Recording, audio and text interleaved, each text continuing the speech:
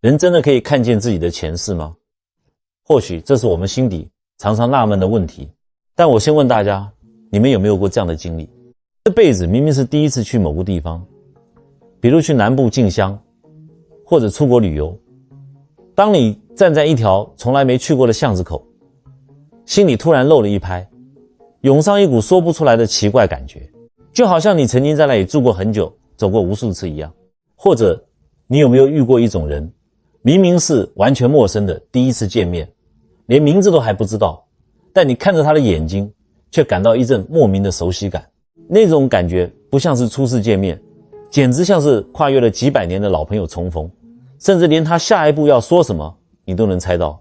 更奇妙的是，有时候你坐在客厅看电视，突然嘴里冒出一句话，或者下意识做出一个动作，连你自己都吓一跳，心想我怎么会这样做，这根本不像我啊。很多人包括现在那些穿着白袍的科学家，会把这些事归结于大脑的错觉或是巧合。但我跟各位讲，这根本不是什么错觉，而是你沉睡在最深处的记忆正在轻轻叩响你的心门。佛经里有一部42章经，里面有一句话简直是把宇宙的真相给看透了。经上说，静心守志，可会自道，譬如魔镜构去名存，断欲无求，当得宿命。这句话是什么意思？我用白话文翻译给你们听。我们每个人的心本来都像是一面刚出厂擦得灵光透亮的大镜子，什么都能照得清清楚楚。但为什么我们现在什么都看不见了？因为我们经历过太多辈子，累积了太多尘垢。那你一定会问，既然如此，为什么大家对前世一点记忆都没有呢？答案就在4个字里，隔阴之谜。这4个字你们一定要记住。大家常常以为眼睛一闭，两腿一伸就去投胎了。我跟各位讲，中间那个过程简直是天翻地覆。阴这个字指的就是中阴身。什么叫中阴身？就是你这辈子的肉体不堪使用，报销了，但你下一辈子的肉体还没找到，在中间漂浮着的那个状态就是中阴身。各位想一想，一个普通人刚死的时候，他的神识从肉体里拔出来，那是什么感觉？就像活生生的乌龟被硬生生拔掉龟壳一样，痛彻心扉啊！而且中阴身阶段的心识是极度散乱、极度恐慌的。你看见自己的家人在床边哭天抢地，你想过去拍拍另一半的肩膀说别哭了，你的手却直接穿过了他的身体。你想跟儿子交代保险箱的密码，你喊破了喉咙，他们根本听不见。这时候你会陷入极大的恐慌，而人一旦恐慌，心就乱了。心一乱，业力就来了。什么是业力？业力就像是超级强大的吸铁石。你在生前最执着什么？最放不下什么？脾气最坏的地方在哪里？这些业力就会化作各种恐怖的幻象或者诱惑的画面来牵引你。你以为是自己挑了个好人家去投胎的吗？错了，你是被自己的烦恼和执着像狂风卷落叶一样糊里糊涂的被卷进了下一个轮回里。而在这个剧烈翻滚被业力强行牵引投胎的过程里，你的心识能量被大量消耗，你的意识变得越来越昏昧，越来越沉重。等到你真正哇了一声哭出来，变成一个婴儿降生到这个世界上的时候，你就已经陷入了一种类似深度重置的状态。所以你们听好，前世的记忆还在不在？在，只是像被一堵墙挡住，所以你进不去了。而这堵锁死你记忆的铁墙，它可不是薄薄的一层纸，它是用什么砌成的？就是用你当下这辈子的烦恼、执着跟杂念砌成的。你想想看，你现在每天脑子里装的都是些什么？早上烦恼去菜市场买把葱，又涨价了；中午烦恼家里小孩子不肯吃饭；晚上烦恼关节痛又犯了；睡前还要聊聊别人的八卦。你每天的意识表层都被这些乱七八糟的世俗杂念塞得满满的，这就是一层又一层的泥垢。这些泥垢死死地压在你的阿赖耶识上面，别说前世的记忆了，你连这辈子3岁前的记忆都想不起来了。所以你们现在明白了吗？那些真正有修为的高僧大德，他们之所以能知道前世，不是因为佛菩萨突然赏赐给他们什么特异功能，也不是他们带了什么法宝，而是因为他们透过扎扎实实的修行，一点一滴、一砖一瓦的拆掉了这堵名为烦恼的心墙。他们把这缸浑浊不堪的泥水彻底沉淀下来了。水一清，水底下的石头、沙子，甚至千百年前掉下去的一枚铜钱，自然就看得清清楚楚。那这堵墙到底要怎么拆？水到底要怎么变清？今天我就来好好为大家剖析这件事。今天的内容非常精彩，也无比沉重。我将用一个唐朝的故事带你解开这个跨越千年的大脑硬碟密码，彻底颠覆你们对神通的认知。你们一定要跟着我的思路听到最后，这对你们以后看待生死、看待病痛会有着巨大的帮助。大唐时期，也就是距离我们现在1200多年前，在一座不算太出名的深山里，住着一个叫做道悟的小沙弥。我跟各位讲说，这座山不出名，那是对外地人而言，但在这方圆百里周围几座寺庙的老和尚眼里，这个叫道悟的年轻人那可是大名鼎鼎。为什么？这孩子资质太吓人了。各位，你们家里的孩子5岁的时候在干嘛？还在看卡通，对不对？可是道悟5岁的时候，整部心经倒背如流，完全不会吃螺丝。12岁就正式剃度出家，到了16岁，他已经能够在禅房里双腿一盘，进入相当长时间的定境了。什么叫定境？你们千万别以为打坐就是坐在那里打瞌睡流口水啊！真正的定境是身体像木头一样一动不动，连呼吸都变得像游丝一样细，但是脑子里却是极度的清明，比你喝了10杯浓茶还要清醒100倍。带他的老和尚法号叫慧明，慧明老和尚私底下就跟别的师父摇头感叹，这孩子是有宿慧的啊。什么叫宿慧？就是前辈子、前辈子带来的智慧。可是道悟自己从来不觉得自己有什么特别，每天挑水、劈柴、扫地，傻乎乎的，但他心里却藏着一个极大的困扰。这件事他不敢跟别人说，他自己也不知道那到底该叫梦还是该叫别的什么东西。这几个月来，只要他双腿一盘，呼吸一沉，坐进稍微深一点的定境里，不管外头是晨钟还是暮鼓，不管天气是刮风还是下雨，他的眼前总会从无比深邃的黑暗中缓缓浮现出一个画面，那是一个他这辈子绝对没有去过的山谷。每一次这个画面都像是一幅慢慢展开的画轴。他先是听到声音，那是谷底一条极窄的溪流，水打在石头上哗啦哗啦的声音。接着他闻到了一股味道，那是江南梅雨季节，泥土混合着腐烂树叶的潮湿腥味。然后画面清晰了，溪水边长着3棵充满沧桑的老榕树，那榕树的气根就像是几百岁老人家抱起青筋的手指，死死的深深的抠进泥土里。最让他心悸的是榕树下站着一个人，那是一个头发花白的老妇人，她穿着一身粗布衣裳，洗得都发白了。这老妇人的面容极度平静，脸上的皱纹像刀刻一样深，她站在那里一动也不动，那一双深邃的眼睛就这么直勾勾地穿过虚空，死死地盯着道悟看。道悟在定境中能感觉到那老妇人的嘴唇在微微颤抖，像是有千言万语要跟他说，却始终发不出一点声音。各位，你们体会过那种感觉吗？你看着一张完全陌生的脸，心脏却像被一只看不见的手狠狠揪住了一样，酸楚、悲凉、熟悉，各种情绪像海啸一样扑过来。这个画面出现的次数太多了，多到这个16岁的少年开始感到莫名的恐慌，额头上的冷汗常常在他出定的时候把海青僧服都给浸湿了。他憋不住了，他必须去找师父。那天下午，太阳斜斜地照在寺庙的天井里，慧明老和尚正坐在院子里的石墩上，手里拿着一把大铁剪，正在修剪一盆矮松。咔嚓咔嚓，剪刀剪断松枝的声音在安静的院子里特别清脆。道悟走过去，双手合十，低着头，把定境里看到的一切原本地说了一遍。慧明老和尚背对着他，手里的剪子停都没停一下，咔嚓，又是一根枯枝落下。老和尚连头都没回，只是淡淡地问了一句：“你怕他？”道悟愣了一下，赶紧摇头：“师父，不是怕，是不明白。那个山谷我从来没去过，那个白发阿婆我这辈子也从来没见过。可是每次看到她，我心里就有一种说不出来的感觉，就像是心里最深处的哪根弦被人家重重地拨了一下。咔嚓，慧明老和尚终于把剪刀放下了。他慢慢转过身，那双经历了几十年风霜的老眼深深地看进道悟的眼睛里。院子里死一般的寂静，连风都停了。老和尚盯着他，一字一句地问道：“道悟啊，你好好想想，是他在找你，还是你在找他？”哼，道悟当时整个人就像被雷劈中了一样，呆呆地盯在原地，半天喘不过气来。是他在找我，还是我在找他？这句话像咒语一样在他脑子里回荡。等他回过神来，老和尚已经重新拿起剪刀，咔嚓咔嚓的继续修那盆松树，再也不肯多说一个字了。那天之后，道悟疯了似的一头扎进藏经阁，他开始翻阅唯识中的经论，去读那些关于阿赖耶识的晦涩著书。慢慢的，他开始摸到门道了。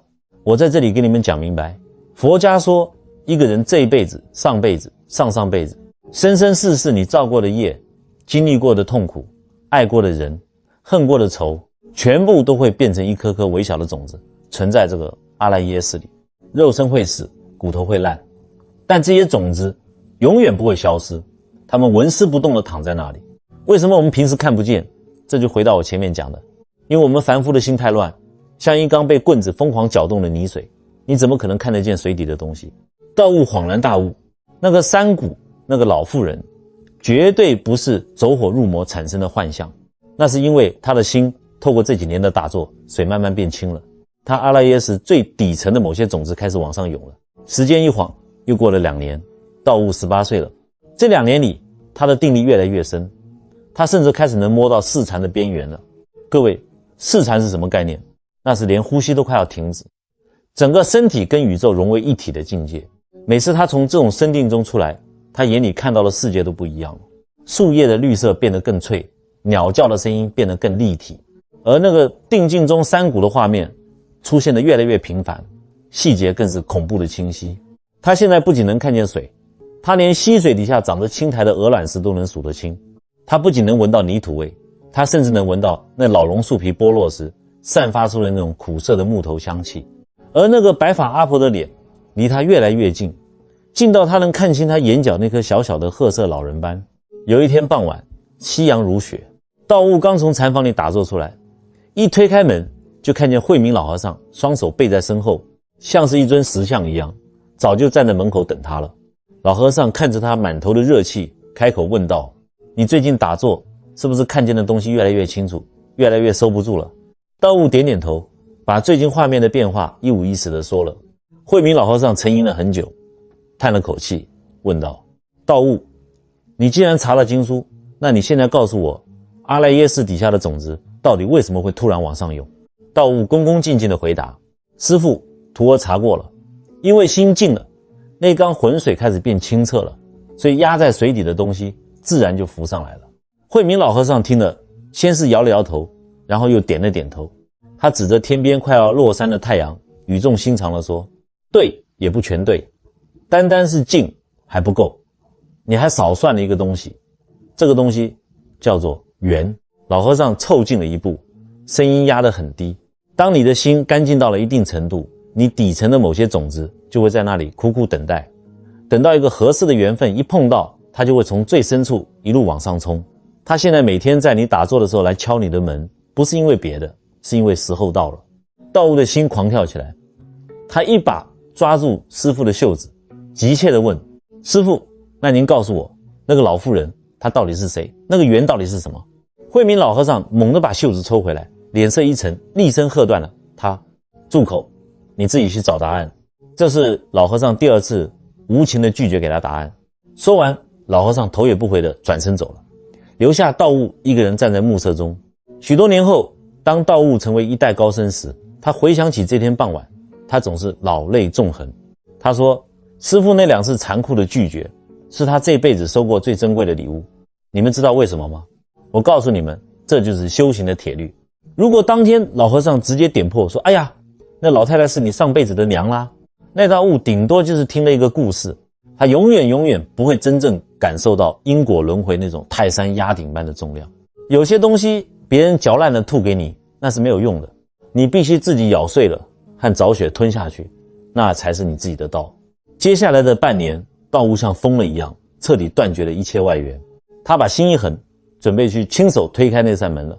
各位朋友，你们以为修行就是剃个光头，穿件海青，每天在大殿里敲敲木鱼，念几句阿弥陀佛，那么简单吗？错了！我告诉你们，如果心里头乱七八糟的杂草不拔掉，你敲破了100个木鱼，前世的门你连个缝都看不见。接下来的这半年，道悟没有下山，没有找人聊天，他每天的功课就只剩下一件事，死死地磨他心里那面镜子。很多人听到佛家讲戒定慧这3个字，头都大了，觉得那是出家人的事，跟我们没关系。我今天就用最生活化的话，彻底剖析开来，仔细讲给你们听。道悟这半年是怎么做的？他开始做到师父说的4个字，静心守志。这可不是只有双腿一盘坐在蒲团上的时候才叫静心啊！你们听好了，走路、吃饭、扫地，甚至上厕所，他都在做这件事。就拿扫地来说吧，秋天的落叶掉满了院子，道悟拿着竹扫把扫地。换作是普通人，一边扫地脑子里一边想什么？哎呀，这落叶怎么这么多啊，扫得我腰酸背痛。中午不知道市里厨房煮什么菜，有没有豆腐吃，那个李师兄昨天居然借了我的经书不还，对不对？你们在家拖地的时候是不是也这样？脑子里像跑马灯一样，把邻居的八卦、儿女的成绩全都过了一遍，这就叫散乱。这就是内缸被你搅得浑浊不堪的泥水。散乱不是打坐的时候才有的，它是一种你几十辈子养成的根深蒂固的生活绝症。道悟是怎么对治的？他只要一发现自己的心跑去想中午吃什么了，他心里猛的就是一拧，像拉缰绳一样，啪的一下，硬生生的把念头给拽回来。拽回到哪里？拽回到手里的扫把上，感受竹扫把划过青石板的那种震动，感受秋风吹过脸颊的凉意，一次次的跑掉，一次次的拉回来，一次次的打断那些妄想躁动。我告诉你们，这个把心拉回来的动作就是戒。戒不是叫你不准吃肉，不准结婚那么死板，戒的本质是让你停止制造新的垃圾，不让系统再被无谓的乱码给塞满。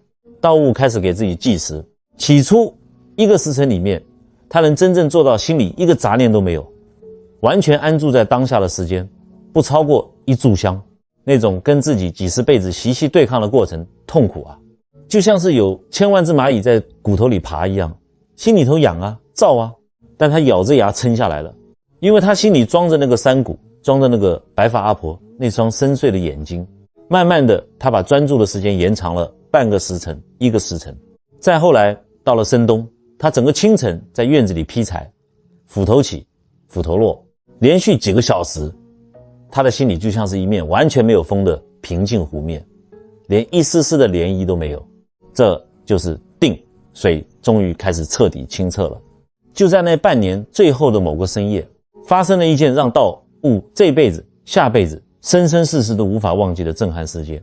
那是一个冷得滴水成冰的冬夜，禅房里没有生火，只有一盏小小的油灯在墙角如豆般跳动。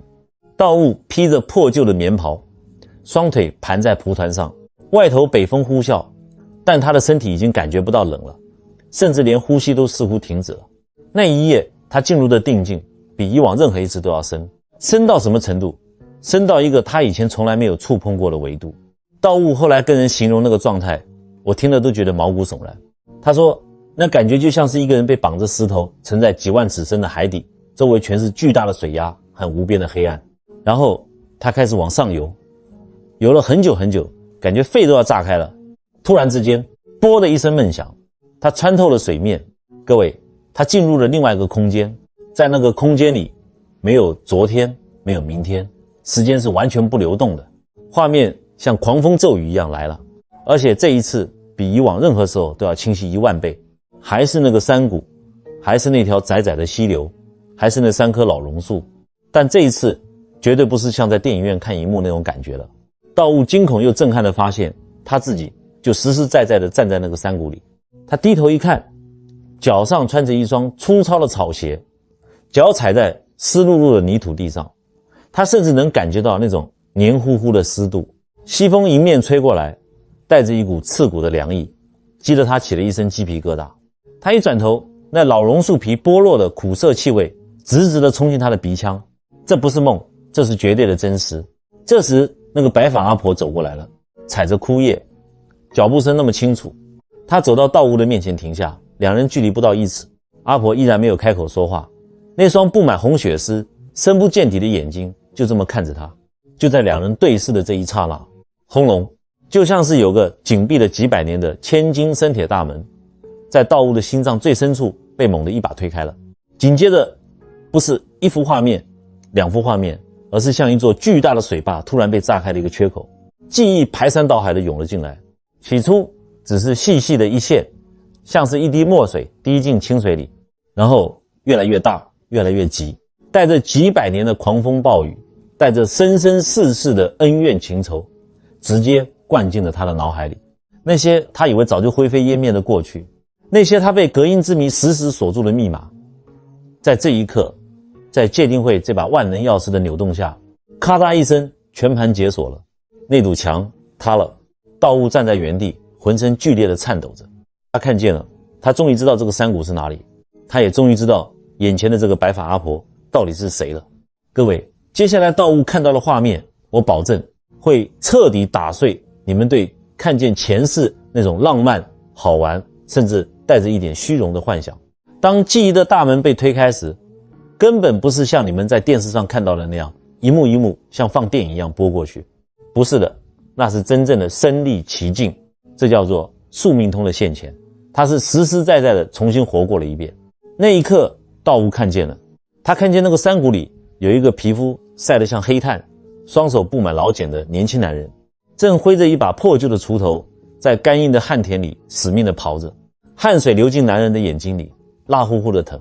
那个男人就是他，但不是这一世穿着袈裟的道悟，而是不知道几百年前另外一世的他。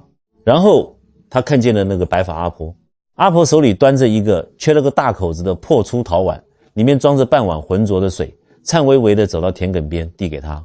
年轻男人接过碗，咕噜咕噜灌下去，然后冲着阿婆憨厚地笑了笑，喊了一声娘。轰！道悟在定境中，眼泪瞬间就决堤了。那种深深刻在骨髓里的母子连心，那种跨越了几百年的血脉亲情，瞬间全部涌上心头。他清清楚楚地体会到了那一世的生活。他们家穷啊，穷得叮当响，遇到老天爷不赏脸，收成不好的时候，母子俩只能去后山剥树皮、挖野菜，配着一点点番薯签咽下去，连上大号都带着血丝。但是那一世的他并不觉得苦，因为有娘在。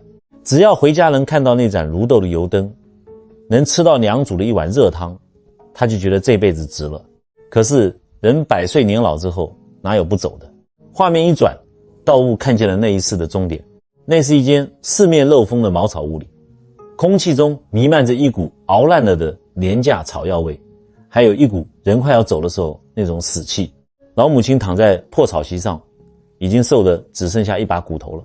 年轻的她跪在床边，哭得撕心裂肺，死死地抓着母亲那一双像枯树枝一样的手。就在老母亲咽下最后一口气之前，她用尽全身最后一丝力气，反手紧紧抓住了她。那双眼睛，就是道悟这几年来在定境里反复看到的那双眼睛，死死地盯着她。那眼神里有着无尽的牵挂、不舍，还有着一股强大到令人胆寒的执念。母亲干瘪的嘴唇动了动，没有声音，但道悟的心里清清楚楚地听到了那句话：儿啊，我等你，下一世娘还等你。道悟在禅房的蒲团上，在极度的深定之中，发出了一声无声的哀嚎。他终于明白了，师父慧明老和尚问他的那句话，是他在找你，还是你在找他？都不是，是他们两个人之间那股斩不断理还乱的情执，那股强大无比的业力，把他们生生世世绑在了起。老母亲临死前那句我等你，变成了一颗无比坚硬的种子，深深地砸进了道悟的阿赖耶识里。几百年过去了，这个种子不但没有腐烂，反而因为道悟这辈子修行的心越来越清净，他终于破土而出来敲门了。各位，你们以为这就完了吗？没有，阿赖耶识的大坝一旦决堤，轮回的洪流是挡不住的。母亲咽气的画面刚过，道悟只觉得眼前一黑，下一秒他突然感觉到一阵强烈的窒息感，又苦又咸的泥水疯狂地灌进他的嘴巴和鼻子里。这一次他不是农夫了，他是一个在江上讨海的渔夫。狂风暴雨，电闪雷鸣，他所在的那条小破木船就像是一片树叶一样，被10几尺高的巨浪抛上抛下。他拼命的划桨，吓得尿都出来了，但他根本喊不出声。一个巨浪拍过来，木船翻了，他被卷进了冰冷刺骨的江水里。他拼命的挣扎，感觉肺都要憋炸了，江底的水草死死地缠住他的脚踝，把他往下拖。道悟在定境中实实在在地体验了一把被活活淹死时那种极度的恐惧和绝望。接着画面又是一闪，这一次我告诉你们更惨。道悟突然觉得肩膀上压着1000斤重的担子，脖子被勒得快要断了。他想说话，却发现自己发出来的声音变成了低沉的牛叫声。他变成了一头牛，一头在烈日下在烂泥田里拉犁的水牛。天气热得像下火一样，泥水被晒得发烫。他已经走了整整一上午，4条腿都在发抖，肺里像拉风箱一样呼哧呼哧地喘着粗气。他真的走不动了，他的蹄子一软，跪在了泥地里。就在这时，啪一声爆响，一条粗大的竹鞭带着风声狠狠地抽在他的背上。那一鞭子下去，痛啊，那种痛彻心扉的痛，那种身为畜生叫天天不应叫地地不灵的绝对无力感，像毒蛇一样咬噬着道悟的心。他只能流着眼泪默默地站起来，继续往前拉。各位，你们听清楚了吗？这就是6道轮回啊！你们以为轮回就是换件衣服再来做人吗？错了，在这阿拉耶识的苦海里，你什么没当过？接下来的记忆就像狂风翻书一样，一页一页的在道悟眼前疯狂闪过，每一页都是一张他熟悉又陌生的脸，每一页都是他说不清楚的血泪悲欢。他看见自己曾经是一个寒窗苦读却名落孙山，最后吐血而亡的穷书生。他看见自己曾经是一个抱着死去的孩子在雪地里哭瞎了双眼的女人。他看见自己曾经是一只在森林里被猎人追捕的野鹿。他甚至看见自己曾经就是长在深山老林里的一棵不知名的树，站在那里几百年，风吹日晒，无声无息，生死生死，爱恨聚散。道悟感觉自己快要崩溃了，这几千几万年的业力重压简直要把他的灵魂给碾碎。就在他觉得自己要被这无尽的黑暗彻底吞噬的时候，突然画面的最深处出现了一片光。那片光没有形状也没有温度，但道悟一看到它，心里所有的恐惧和痛苦瞬间被抚平了。他知道那是什么，那是他在极其遥远的时间以前的某一世，他第一次也是唯一一次听到一位高僧在讲经说法。他当时可能只是个路过的乞丐，或者只是一个识字不多的粗人，他只听懂了一句佛法的寄语，但就是那一瞬间的震撼，那一句佛法在他的阿赖耶识里种下了一颗极亮极亮金刚不坏的种子。这颗种子藏在最深最深的地方，陪着他做牛做马，陪着他在江里淹死，陪着他做农夫做女人。经过了无数次的轮回流转，他一直都在那里默默地发着微光，等待着他这一世终于剃度出家，终于修成了戒定慧，终于有机会把这条断掉的路继续走下去。当道悟从那个深不见底的定境中退出来，缓缓睁开眼睛的时候，天已经大亮了，墙角的油灯早就烧干了，阳光透过纸糊的窗棂照在他布满灰尘的脸上。可是道悟一动也没动，他就那样双腿盘着，双手结着定印，像一尊泥塑木雕一样坐在蒲团上。他就这样坐着，从早晨坐到了中午，从中午坐到了日落西山。第二天他还是没动，第3天他依然没有开口说一句话，也没有吃一粒米，喝一滴水。有时候他会双眼发直地盯着虚空发呆，有时候眼泪会毫无预警地顺着脸颊大颗大颗地滚落下来，掉在灰色的僧袍上。连他自己也说不清楚，那眼泪到底是为了那个白发的老母亲而流，还是为了那头挨鞭子的牛而流，又或者是为了那颗历经万劫终于等到今天发芽的佛法的种子而流。第3天傍晚，禅房的门吱呀一声被推开了，慧明老和尚走了进来。老和尚看了他一眼，什么也没问，什么也没说，只是从旁边拉过一个旧蒲团，在他身边挨着坐了下来。师徒俩就这样在昏暗的禅房里静静地坐着，外面的风吹着树叶沙沙作响。过了好久好久，久到仿佛过了1个世纪，道悟终于开口了。他的嗓子因为3天没喝水，干哑得像沙子在摩擦一样。他转过头看着老和尚，轻轻地说了一句话，这句话我希望你们在座的每一个人都能深深地刻在骨头里。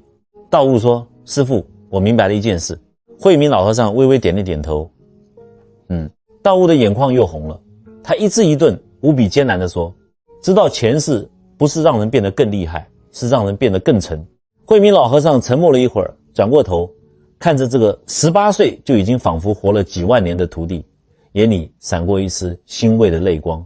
他伸出枯槁的手，重重地拍了拍道悟的肩膀，轻轻地点了点头，说：是真正看见的人从来都不会轻浮。各位，你们听懂这句话的分量了吗？故事听到这，大家可以先深呼吸一口气，把心收回来。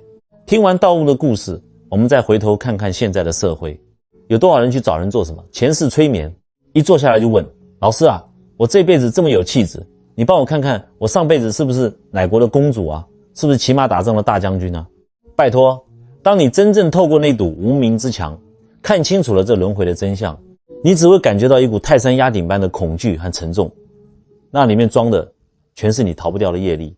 好，那天晚上过后，道悟一生都极少跟人提起那个深夜发生在禅房里的事。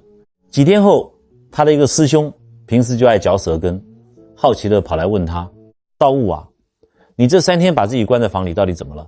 怎么出关之后脸色这么沉这么难看啊？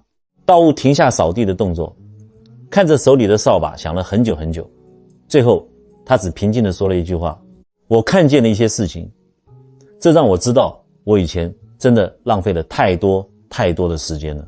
师兄丈二金刚摸不着头脑，撇撇嘴走了。道悟也没有解释，因为有些东西是说不清楚的，也没有必要说清楚。佛家有一句话叫如人饮水，冷暖自知。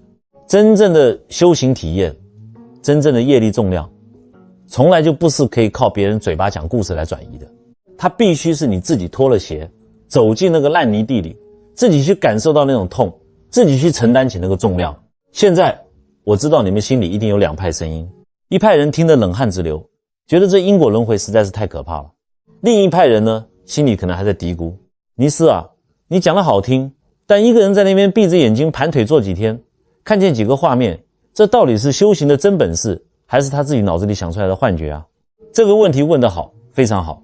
这个疑问正好触碰到了里面一个最核心的关键。很多人以为自己打坐看到一点光，看到一个穿古装的人，就是有宿命通了。我今天就来给你们泼一盆冷水，把这个真相给你们扒得干干净净。在佛教的定义里，要能知道前世分成了2种完全不同的路子。第一种叫做报得宿命通。什么叫报得？就是果报得来的。这不是他这辈子多努力打坐修来的，而是他过去是有某种极其特殊的因缘，或者是他投胎转世的时候，那道隔音之谜的墙刚好露出了一点缝隙，让他生下来就自带了一点点前世的记忆。这就好像记忆硬碟里刚好有一个档案没被删干净，露出来了。外国有专门研究这个的学者，收集了超过3000个真实案例。有些3、4岁的小孩刚学会说话，就指着电视上的某个陌生城市说：这是我家。他甚至能清楚地说出自己前世叫什么名字，怎么死的，甚至还能带人去找他上辈子藏在墙缝里的私房钱。这都是有凭有据的。但是这种靠运气露出来的记忆是极度不稳定的。随着这个孩子慢慢长大，开始上学交朋友，这辈子新鲜刺激的记忆越来越多，那点前世的记忆早就被世俗经验给彻底覆盖掉了。所以这种报得的神通通常长大后就慢慢消失了。那第二种是什么？就是像道悟那样叫修得宿命通。这是真正靠着戒定慧这把大铁锤一锤一锤把那堵无名之墙给砸穿了，硬生生修出来的本事。这才是真正稳定，随时可以调用，而且绝对清晰的宿命感知能力。最重要的是，它必定伴随着内心越来越深的清净和对众生越来越深广的慈悲。你看看道悟看见前世后的反应是什么？是骄傲吗？是到处炫耀吗？都不是，是极度的沉默，是极度的沉重，是对因果业力深深的敬畏。还有一种人更可悲，他们把知道前世当成了一种逃避现实的借口。哎呀，我这辈子老公打我，是因为我上辈子欠他的，我认命了。我这辈子穷，是因为我上辈子没布施，所以我什么都不用努力了，躺平吧。这简直是胡说八道。佛家讲因果，从来就不是宿命论。知道前世的因，不是为了让你像个死鱼一样认命，而是为了让你在今生，在当下这个时刻，清醒地做出新的选择。因果是流动的，不是封印死的。你现在种下的每一个念头，就是下一刻下一世的果。讲到这里，你们可能会说，尼斯啊，你讲太深了，我们就是一群普通老百姓，这辈子也不可能跑去深山老林里打坐。那这个阿赖耶识的道理跟我们现在每天柴米油盐的生活到底有什么关系啊？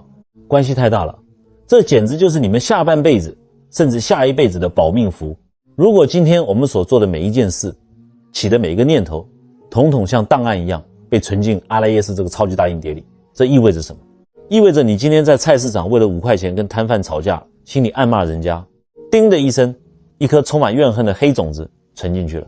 但是反过来，你今天在公车上把座位让给了一个抱小孩的孕妇，叮的一声，一颗闪闪发光的金种子存进去了。你今天在你的硬碟里存什么，你下一世甚至你这辈子的晚年就会输出什么样的画面。所以真正聪明的人不会每天提心吊胆，而是开始有意识的在当下选择要种什么种子。今天我不仅要把道理讲透，我还要教你们3个在日常生活中任何人随时随地都能做的保命招。这3招就是重写你大脑硬碟密码的顶级外挂。第一招叫做观。什么叫观？就是观察你自己的起心动念，不用你去压抑它，就只是冷眼看着它。我举个贴近生活的例子，有天邻居随口问了一句刺耳的话，哎呀，今年怎么还没生子啊？你家孩子怎么不如隔壁家的呀？这时你的火气轰的一下，直接就从肚脐眼烧到脑门，准备骂回去。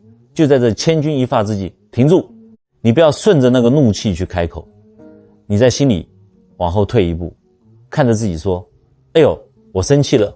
我为什么生气？是因为我的面子挂不住吗？还是因为我想要控制别人？各位，当你看着这股火气，它就像是天空中飘过了一团乌云，你不去抓它，你不跟着它走，它过几秒钟自己就散了。我们凡夫俗子几十辈子养成的致命坏习惯，就是一遇到刺激立刻反射性的反击，这就叫造业。但当你学会了观，哪怕只是短短1秒钟的停顿，你就是在你阿赖耶识疯狂运转的惯性齿轮上狠狠地卡进了一根铁棍，踩下了一脚绝对的刹车。这一踩，你就把命运的方向盘重新握回了自己手里。第二招叫做收。我们现代人，特别是当了父母长辈的人平常最厉害的毛病就是操心，肉身坐在家里的沙发上，心却流浪到了10万8千里外，想着儿子事业不顺怎么办，想着自己昨天的体检报告，血压又高了，是不是要中风了？越想心越乱，越想晚上越睡不着，胸口像压着一块大石头，喘不过气。我告诉你们，这就是心随境转，你的心识能量正在被这些没有发生的事情疯狂榨干，全部漏光了。这时候怎么办？收，把你的心当成一只风筝，那些乱七八糟的烦恼就是外面的狂风，风越吹，你的线越要拉紧。当发现自己的心又被这些焦虑牵着跑了，不要自责，深呼吸，轻轻地把它拉回来。怎么收？把注意力全部死死地锚定在你的此时此刻。你现在就可以试着做做看，去感受你脚底板踩在地板上的那种踏实感，去感受你屁股坐在椅子上被稳稳拖住的重量。你甚至可以站起来去泡一杯茶，什么都不想，就只是专心致志地看着茶叶在水里舒展，感受那个温热的陶瓷杯捧在手心里的温度，或者拿块抹布，感受抹布擦过桌面的阻力，一次次跑掉就一次次收回来。每一次把心从虚无缥缈的恐惧中拔出来，安住在当下，你都在锻炼你内心的肌肉。你每天收个10次20次，你阿赖耶识里那种清净稳定的底层力量就会像磐石一样牢不可破，任何风吹草动再也休想轻易撼动你。第3招也是最强大的一招，叫做造善因。每一天有意识的去种下一颗好的种子。很多人有一种极其错误的偏见，以为造善因就是要捐几百万去盖庙，去做法会，去布施，那是拿钱买心安。我们普通老百姓怎么造善因？我告诉你们，宇宙的法则从来不看你的存折里有几个零，它只看你当下这颗心有多真。你去公园散步，看到地上有个别人乱丢的保特瓶，你弯个腰捡起来丢进垃圾桶，没人看见，连监视器都没拍到，但你的阿赖耶识清清楚楚地录下来了。你去传统市场买菜，对着那个满头大汗的摊贩老板真诚地说一句，老板，今天菜很漂亮，你辛苦啦。这是一句充满能量的善言。甚至我再讲一个最难的，今天你回到家，另一半因为心情不好，无理取闹的刺了你一句，你心里的火腾的一下起来了，最毒最刻薄的话已经到了嘴边，但你硬生生的把那句恶毒的话咽了下去，甚至在心里默默对他说一句祝你平静。这3件事，观、收、照、善因，不论你是什么学历，不论你一个月赚多少钱，随时随地都可以开始。当你一天一天地做，你就是在你生命这一块荒芜的田地里，把金光闪闪的好种子越种越多，让那些痛苦的毒草再也没有空间生长。你不会因为今天捡了个宝特瓶，明天就突然开天眼看见前世。但是当你持续去做，你会感觉到一种前所未有的稳，那种遇事不慌，心里清明透亮的感觉，就是你心里的那面镜子开始发光了。好，各位，既然我们今天有这个善缘在这里探讨生命的真相，内容结束前，我想强烈邀请你们在留言区留下你们的善言或者祈福。你可以留下一句祝福家人的话，比如祈愿我年迈的父母身体健康，无病无灾，或者是愿我们全家出入平安，顺心如意。你也可以留下一句鼓励其他陌生观众的善语，哪怕只是简单的一句祝愿看到这条留言的人今天一切顺利，远离烦忧，或者是愿世上少一点苦难，多一点平安。甚至你也可以为自己许下一个修心的愿望，写下愿我从今天起不再抱怨，存好心，说好话，修得清净心。不要小看这个动作，当大家都在留言区留下善意的时候，这就是一个无比强大的正向磁场，就是在你阿赖耶识里种下了一颗无量金光的好种子。最后祝大家平安清净福慧双修，我们下次再接着聊。